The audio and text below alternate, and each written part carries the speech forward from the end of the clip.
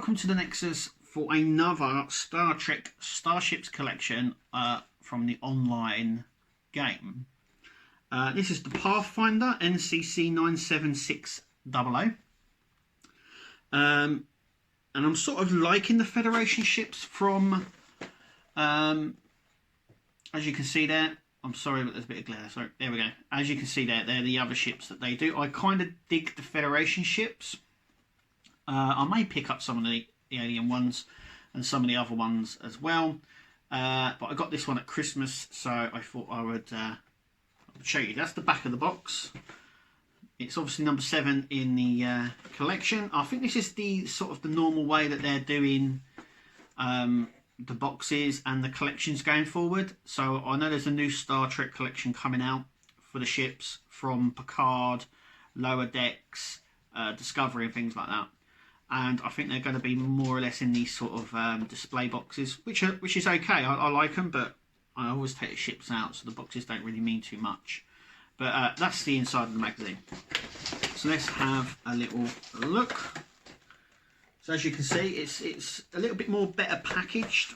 There is that, and you get that with all of these models, but you can only use one per account. So I don't know what's all that about. But anyway, you get some money off a tier 6 ship, 50% off a tier 6 ship.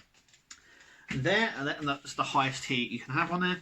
So we'll have a look at the model in just a minute, but this is the magazine. So I think this is once again the standard size that we used to get on the main collection. Were obviously a lot bigger, A4 size. Then they shrunk them for the Discovery collection, and they've actually shrunk them again. So these are actually smaller magazines than before, but I think these are like the standard. I'm not a fan of the smaller magazines personally, but you know, whatever it is, whatever. But I do prefer the bigger magazines. Here we are. So we have the heart, the length, and the roll. It's obviously a science vessel, the Pathfinder. Then we have how it connects onto the base and some close-up shots from the game. Then we have a sort of in-universe or in-game universe about the Pathfinder. So this is it here, and this is more about it. So it's like in-universe game information. So that's really cool. Then we get a dimension, so we get a nice top view, side view, back and front there. As you can see, it's a long-range science vessel. We've got the main bridge there, impulse engine, shuttle bay at the back, like that. I don't know. Shall I? I mean, there you go. I do like these sort of shots in the books, which is really nice. And then we come on to designing. So there's a lot of design aspects. They sort of based it on Voyager, the Intrepid class there, and it's like the evolution of that. But in the game, you can mod it. So all these. This is like the standard version that you would get on this ship if you bought it or got it in the game. But obviously you can modify it to look however you like, really. But yeah, this is the design aspects. That's how they went for the design of it. Then we have TOS lore. So this is about what happens in TOS, so the storylines and things like that. And this is obviously about the quadrants and how you can use the Dyson sphere and stuff like that to get to different places, and obviously slipstream. And this is the back. So this is all the stats that you get in the game. So how many bridge officers, how many console slots and stuff like that. They help you to do stuff within the game.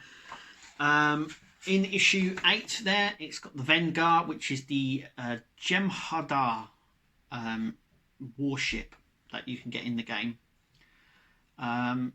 As well, it was part of the Jem'Hadar sort of thing on it, so you can have like Klingons, Romulans, you can have Jem'Hadar, and that's the ship from it. It looks really good. But like I said, I'm going to concentrate more on the Federation ships on this collection. Just because that's the sort of faction I tend to play more on. But anyway, let's have a look at the ship itself, which is in a nice little box, which sort of protects it a little bit more.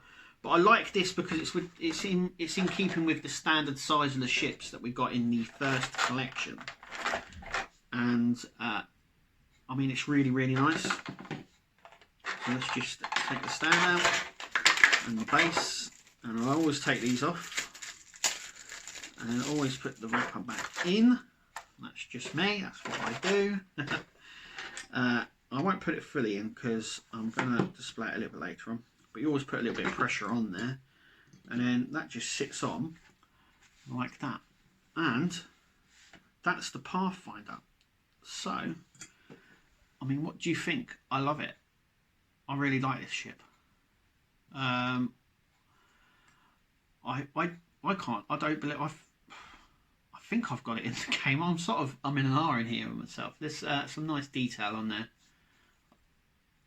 I don't know why it's not zooming up, but you get it does say USS Pathfinder just there.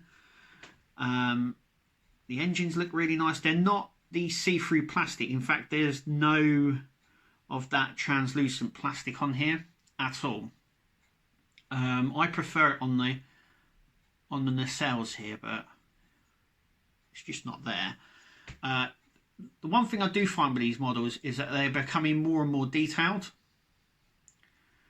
and obviously the technology to make stuff out of die cast is becoming better as well. So we've got a deflector up here and a deflector under here as well. I think the top one is for the slipstream, and then we've got the shuttle bay there.